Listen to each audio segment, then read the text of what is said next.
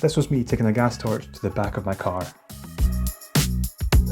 And here's me doing an oil change on my intercooler pipes, and yeah, oil shouldn't be coming out of there at all.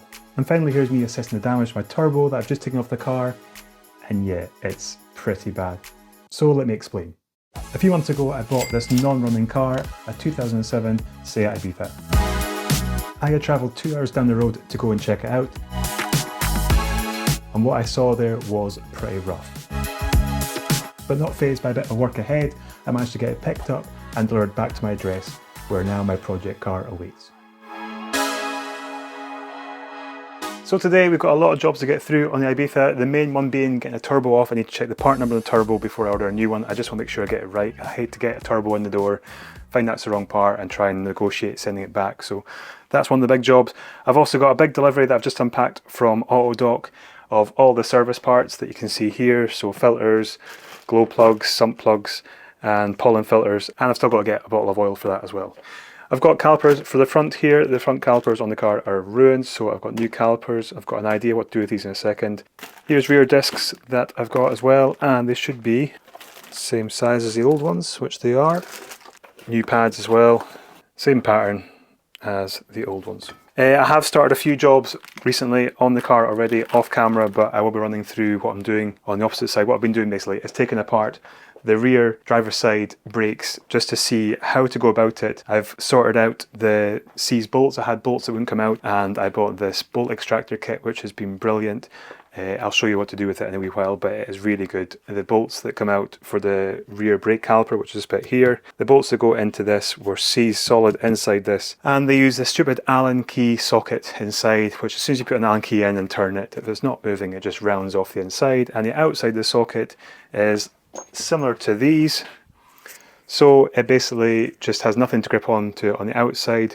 You just have to then try and put vice grips on it, a bit of heat, still wasn't moving, so the bolt extractors worked perfectly and took it out, no bother at all. And I've also got brand new rear calipers as well. So my plan is, I've managed to get a quote from the person who's powder coated my alloy wheels, which I'll show you in a second. He says he could powder coat these for a very good price, all 4 calipers. So you can see my attempt at painting this one. It's something to be desired basically. It's alright, it's fine. It's not going to be seen that much compared to the caliper itself. The caliper is always on show more than the hanger is, but I thought I'd try and paint the hanger to make it look better. It's not perfect. The plan is yet to get the calipers all powder coated, and that will look 10 times better. Hopefully be roughly the same kind of colour as the hangers. If I don't like the look of the hangers once they're back on the car, I might buy new hangers and get them powder coated too, just so it all ties in and matches.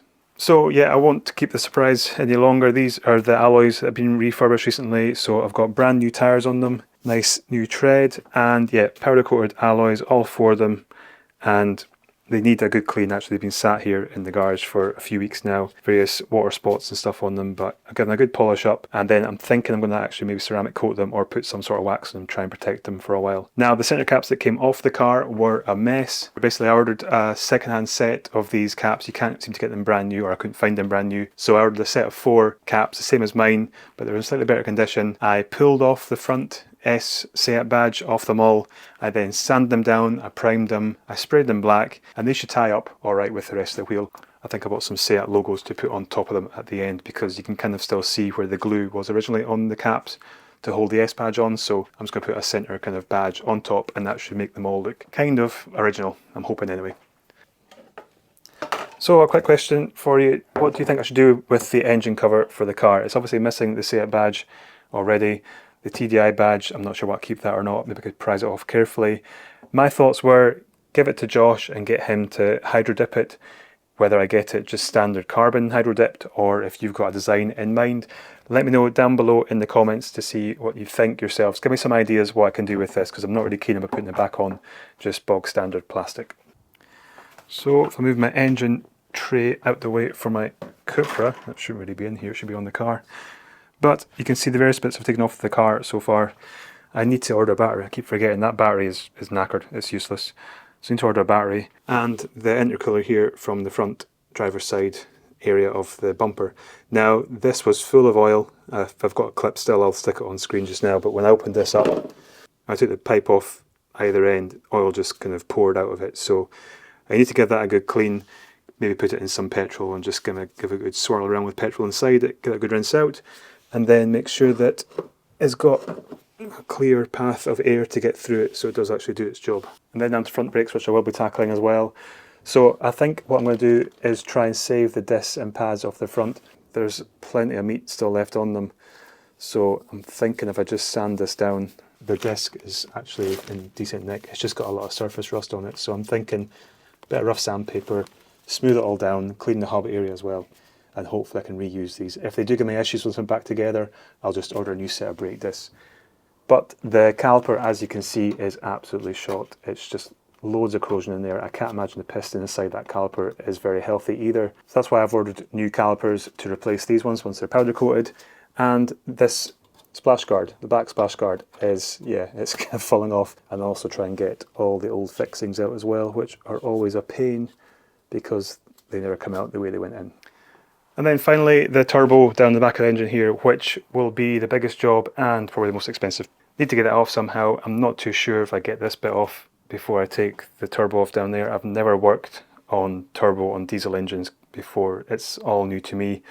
It is the kind of same layout roughly as my TFSI engine, but it's definitely something that's out of my comfort zone because I do my TFSI engine work the whole time myself. I know the car pretty much inside out now over the years. So this diesel engine does kind of scare me a wee bit. Hopefully, though, it is easy enough to get off. Once I get it off, get the part number off it, get it ordered up, and then pop it back on. If you have anything to suggest that might be worth checking before I put it all back together, like I said, the turbo seal went and dumped oil into the exhaust system and everywhere else in the engine. So if there's anything you can think of yourself, if you know about diesel engines, then drop a comment down below as well. Just let me know anything to check before I put it all back together, start it up, and then find I've missed something. Oh, I forgot to say as well, I got some bolts. That should be the easiest job to fix in this car, is some bolts to hold the back runners of the seats in place. There's only 2 out of the 4 bolts holding the runners in for the seats. So my first plan of action was to get this side all cleaned up, all the mounting faces cleaned up with a wire brush, put it back together and then tackle the other side, taking it apart. But straight away we ran into an issue. Well, that's a good start. I've got so many different bits I've ordered for the Cupra and for this car that I didn't realise I hadn't actually ordered new brake caliper carrier bolts, which is these wee things here, and this was what I was having issues getting off. So I've just had to order 4 new ones right now on eBay, and genuine ones, it's 30 quid for 4 bolts, which is crazy money for 4 bolts. I was kind of tempted to go and just buy like similar ones, like same thread and stuff elsewhere, but because it's brakes, because it's a safety feature on the car, I thought stick to genuine, make sure it's right. So 30 quid later, I've now purchased 4 to come. So I can't put anything back together, but I will go and strip the other side just now. Hopefully it can come apart as easily as, well, hopefully it'll come apart easier than this side did, because I know what to do now, and then we'll make a start on the front afterwards. So the scrub screw came out really easily for the brake disc, and then I just took out 2 bolts that hold the caliper onto the brake carrier. Then I removed the knackered pads and the rusty disc. I just want to do a quick check of the wheel bearing to make sure it wasn't too noisy.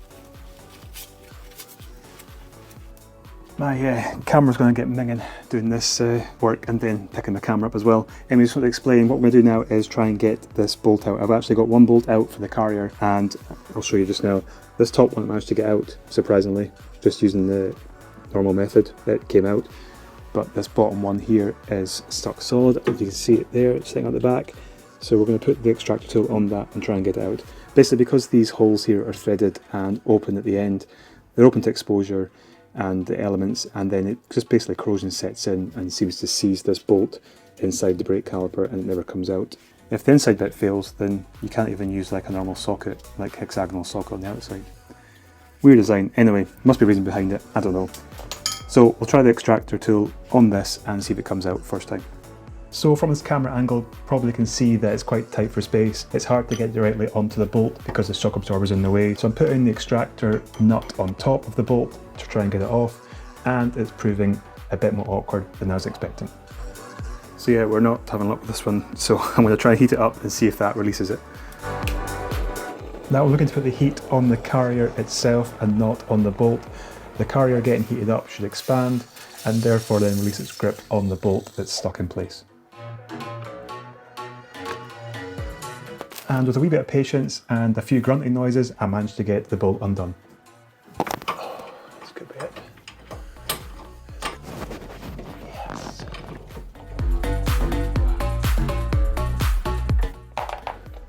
There we go. That was painful. I thought it'd be typical that the last one I'm going to show on video won't come out, but it came out. A bit of heat. I was told a tip by someone at work actually that see if you heat something up, actually heat the metal up. As you heat the metal up, it expands and it loosens its grip on, say, the bolt.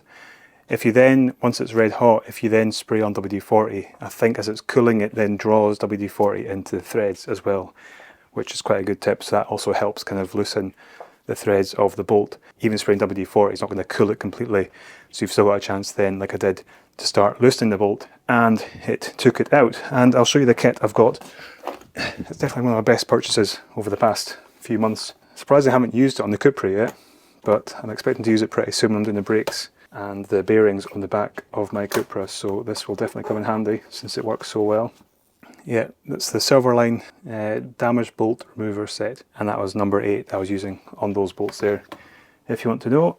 And it does take a bit of work to get the bolt back off of the extractor afterwards. And yeah, I'll just show you a close-up of what they actually do. So if you can see that there's like kind of wee cutting teeth in a circular pattern around it. And as you put it on, the way those teeth are positioned are whenever you're like taking something off, so loosening it, the teeth bite in and it draws itself basically onto the bolt further and further. This is a bit squint actually, that's because of my own fault for not putting on straight when I was hammering it on at the back.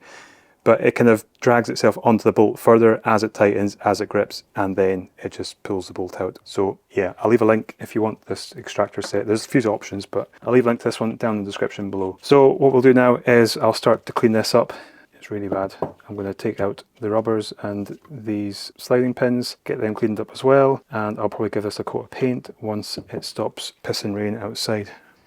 If you look outside, it doesn't actually look too bad, but it's showers. Every few minutes there's showers. It's pretty windy as well, so I'm not keen on maybe starting to paint this for it to get caught in a shower outside. So if you've ever cleaned up brake parts to get them ready for painting, what's the best method? Because I use a wire brush here, then I use an angle grinder. Never again, don't use an angle grinder to clean these things up. But then I went back to the wire brush and it seemed to do a good trick. But there was something I'll show you later on that I preferred instead. I then get a really good spray of brake cleaner to make sure they're nice and clean.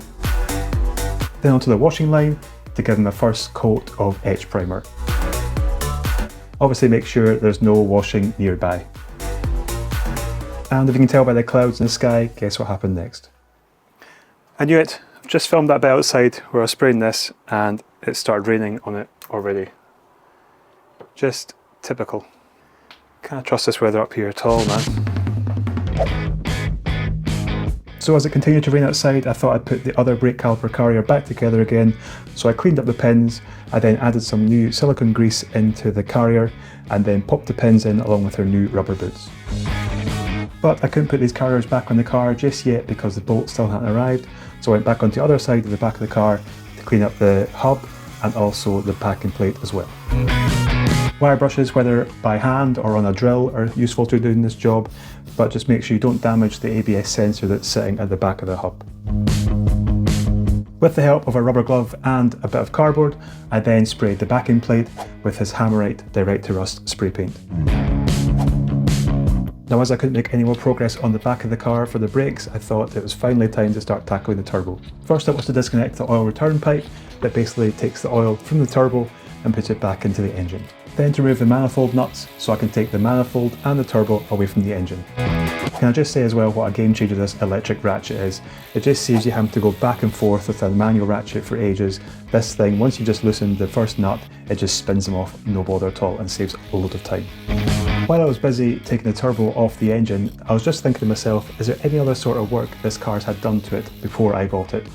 Now, if you caught the first part of this project build where I went to go and collect the car from Invergordon the first time round, you'll know that I got this big book of the manual and the service book, and also a massive pile of receipts as well. So I actually went through it. I put it in chronological order, so it's in line of date from the very first day of purchase up until the present date. The last 2 or 3 years, to be honest, have been pretty sparse with receipts. It did go pretty quiet. But anyway, I've got a note of all the stuff that's been done to the car as well, or what I've got receipts for in the car. So the car was originally bought in Grimsby. It was purchased by a Miss Long back in January 2008. Supposedly there was monthly payments of £12.08. So I'm not sure if she must have put down a massive deposit and then had loads of payments over quite a long time. I don't know why that payment would be so low. 2008 was, I'm sure, when the credit crunch happened. So yeah, that'd be the most unlikely time to be getting low payments on a PCP deal. Anyway, January 2011, first MOT at 15,000 miles. August 2011, a bill for steering controls to be fitted. Then May in 2012, we had a turbo pipe fitted at 34,000 miles. Then March 2013, we had a full service at 44,000 miles. May 2015, sold for £4,400. So I must actually check if I know what the retail price was back when it was purchased in January 2008. I'll leave that on screen just now. April 2016, cam belt and water pump and auxiliary belt all done for £245, which sounds quite reasonable. June 2016, a steering rack was replaced. June 2019, it was sold for £2,000. 4 years ago. £2,000. So yeah, quite an interesting history of the car there. There isn't actually a service book that's been stamped, or one that I can't find just now, unless it's in a different booklet that I haven't looked at. But all the receipts did kind of show its rough history. But sadly, there was a couple of receipts missing that I really was hoping to find in amongst that big pile. First one was the remap for the car. I think it's maybe been, someone did say on one of my previous community tab posts that the ECU is probably just from a Golf Mark IV. It had been taken onto a worktop and then plugged in, and I download a remap onto it, and that's been plugged into the car. So possibly it has been done, but there's no receipt to cover that. The other one was there's a stamp under the bonnet for 118,000 miles for a timing belt change. Again, no receipt to actually back that up, and also another stamp for an oil change as well, which I'm not too fussed about because I'm going to do a service anyway. But I definitely was looking for a timing belt change to make sure it'd been done fairly recently and to make sure that sticker was legitimate. Back to the removal of this turbo, and realisation has set in. I can't get the turbo up the way past the engine. I have to take it down out the bottom. And there's just one thing in the way, it's this drive shaft which I've got to remove. Again, made really easy with the electric ratchet, spinning it halfway round and then just taking the rest of the bolts out. To then get the drive shaft completely out, I have to take off the ball joint at the other end to then release the hub from the control arm. But very little of that was caught because my camera died on me. And finally, after a bit of wiggling and huffing and puffing, I managed to get the turbo off the back of the engine and down onto the ground. What a job that was. The turbo did not come out easily at all. You've obviously seen the footage, so it's finally out now. I've got it on the ground. I've taken a few photos, trying to get part numbers off it. That's it there, and obviously oil still pouring out of it. But if you look in there, see the play in that compressor wheel. It's wobbling all over the place. It comes towards me as well. So it comes this way, and if you can see it, it's just totally smashed to bits. It's just caught the housing completely and has absolutely gone in bits.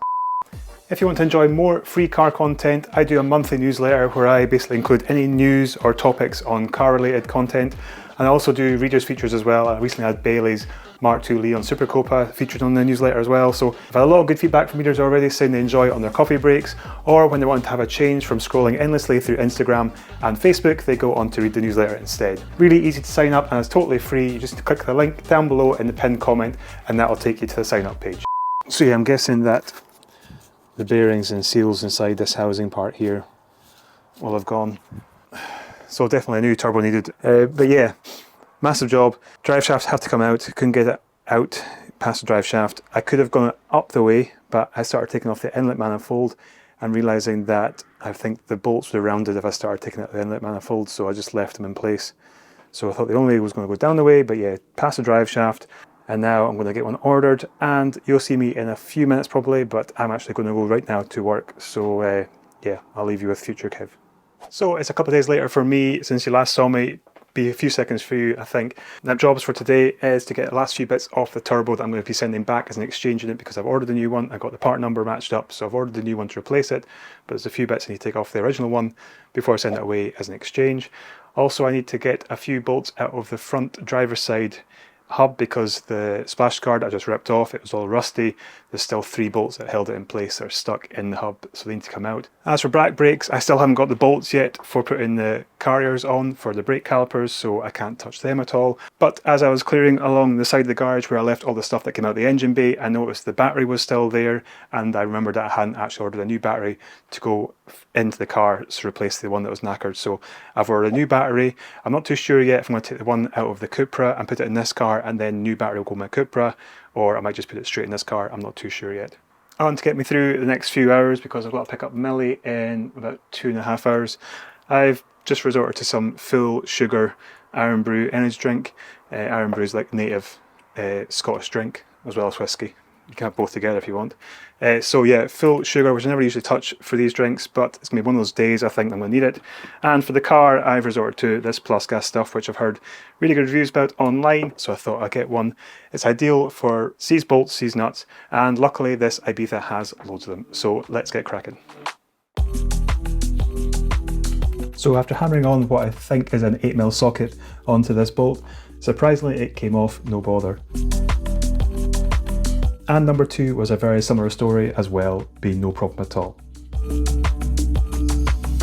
Number 3 though, I knew would be a problem because it sat in behind the hub and you can't just hammer a socket onto it. You have to use a spanner instead. The spanner of course was doing absolutely nothing, so a pair of vice grips came out, and luckily that did the trick. Now as the new turbo is on its way just now in the post, I need to get some of the parts off the old turbo and transfer onto the new turbo before I send the old turbo away. And they gave me time to assess just exactly how bad the turbine wheels were. Yeah, just a wee bit of play in that one I think. Now going by the pictures, you'll see the oil return pipe wasn't fit for coming off, so I left that attached and just ordered a new one. Then I gathered all these parts together, popped them into a wee bag, and then popped them into the parts box. Now time for just one straightforward job. The 2 front seats in the car were both only being held in with 2 out of the 4 bolts, so it was time to add 2 bolts to the back of each of the runners on both seats. Nice and easy. Now is this cable an occupancy cable for if someone's sitting in the seat, or is it an airbag cable? Someone let me know in the comments because I'm worried this is going to throw up a fault on the dash. So while I had my head in the footwells of my car, guess what got popped through the front door of my house? Yep, brand new bolts for the rear brake caliper carriers of the car. Let's get this put back together. So the way that rear brake calipers work on a car with a handbrake mechanism is they twist out the way to keep themselves adjusted alongside the wear of the brake pads and the discs. So it involves twisting them back in the way when you want to put on new discs and pads. I use copper grease on the face of the hub to stop the brake disc from sticking to the hub. I also use it on the brake clips as well where the brake pads sit, and basically any metal to metal surfaces that come into contact, it stops any squeaking noises. I did have to slacken off the brake caliper carrier slightly to get the brake disc on, and obviously when you put the brake disc on, just make sure you've wiped off the protective coating with some brake cleaner.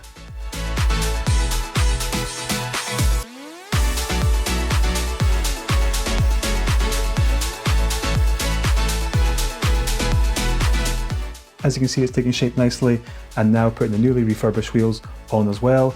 It's been a long day, time for bed I think.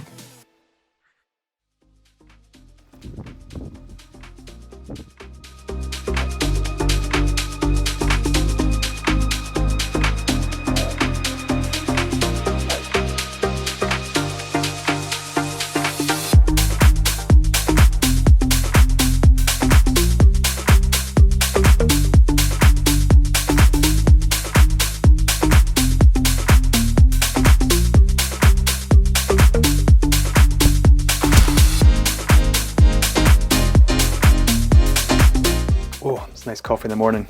Yep, miserable morning outside, pouring rain, so nothing I can do outside. I was detailing my car yesterday actually for someone, did the inside, but the outside still needing done. But this is all keeping up a lot of my time just now when I'm trying to attack the Ibiza at the same time. So we have got a few more jobs I'm going to get boxed off just now, so I'll get cracking with them. Oh, and if you've been keeping tabs on my community tab on YouTube, you'll know that I had a nice delivery yesterday of something I've been waiting for, the main part of this car that I've been waiting for. So yeah, stick around in a wee bit, I'll be covering that. So the front discs are pretty much the same as the back disc, but just on a larger scale. taking off 2 securing bolts top and bottom to get the caliper carrier separate from the caliper itself. And I just use a bungee cord to hold the caliper and not put any tension on the brake hose.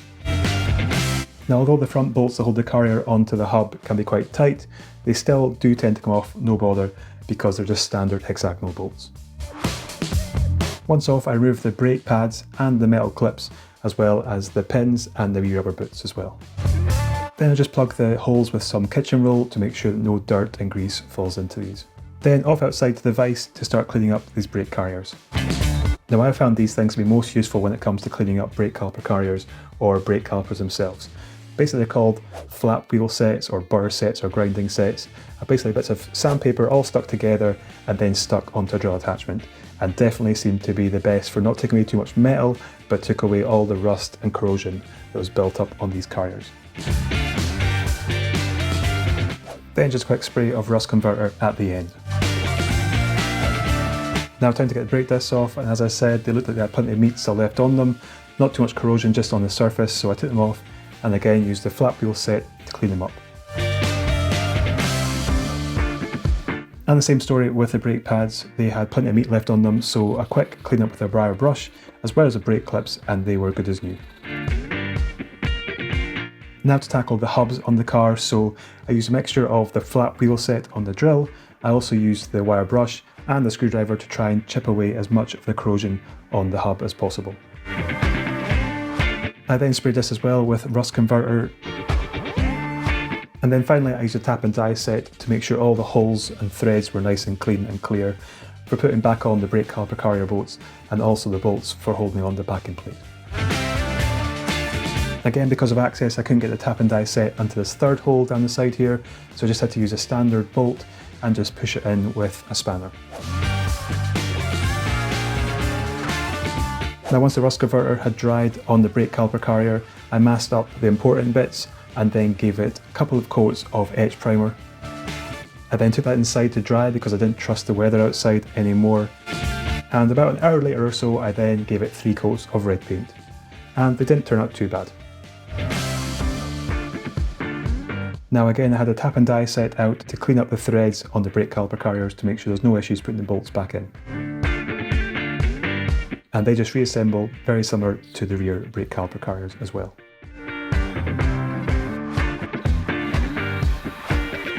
So with a fresh new backing plate in place, I then put some copper grease on the face of the hub. I then placed on my not so new brake disc and fitted a brand new retaining screw.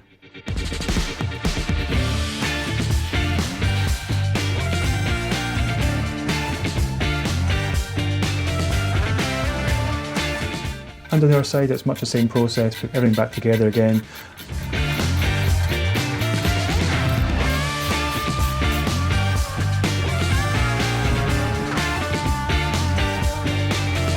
I also had to put the ball joint back into place on the control arm, but you might notice something is missing, which I'll explain in just a second.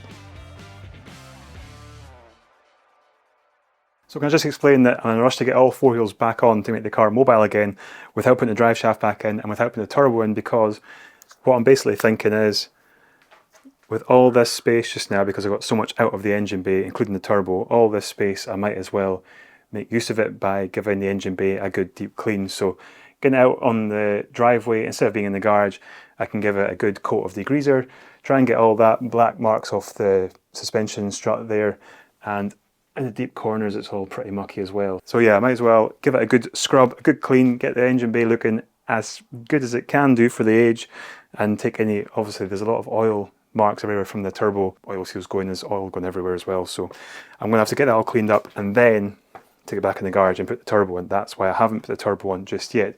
And talking of turbos, I did get a package yesterday, which is this. It's reconditioned, so it's not brand new, but it is reconditioned and it looks pretty much brand new.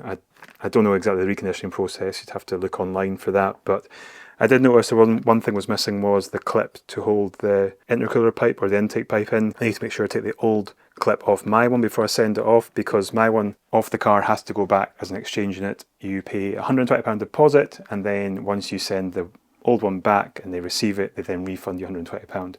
I actually got this for a bargain price of £200 on eBay. Now, I'm always a bit skeptical of eBay sellers. Sorry if you're selling on stuff on eBay yourself, but you always kind of think it's maybe not legit. But I did a bit of research on Vehicle, I think the brand is, and yeah, it seems all perfectly fine, so fingers crossed the turbocharge works fine. It was £250 for selling price, but because of some Halloween discount I got £50 off the price as well, so a bargain for 200 quid, including a full gasket kit as well. And because of the state of the oil return pipe on my old turbocharger, I basically just got a new one instead. So this was £17, and I thought for the sake of it as well, the one that was on my old one was really crusty on the flexible part here. Might be a chance that would leak at a later date. So 17 quid, I thought that was worthwhile getting as well. And you also get a free lanyard as well with the turbo, so if you want to carry your car keys around your neck, you can do it with that. And that's just basically a leaflet there, and I'll leave a link to, well, the website is there, vehiclelow.co.uk. I don't know how you'd say that name properly. But sadly, we're not going to get a turbo on in this part of the project rebuilds, so that'll be in part 3. If you want to catch that, make sure you hit subscribe down below. Also, if you enjoyed the video today, then make sure you hit the thumbs up button. And also, I'll leave on screen my latest video before this one, if you want to go and watch that. And also below that is part 1, where I picked up this car originally and assessed all the things needs fixing it. Thanks again for watching, and I'll catch you later. Cheers.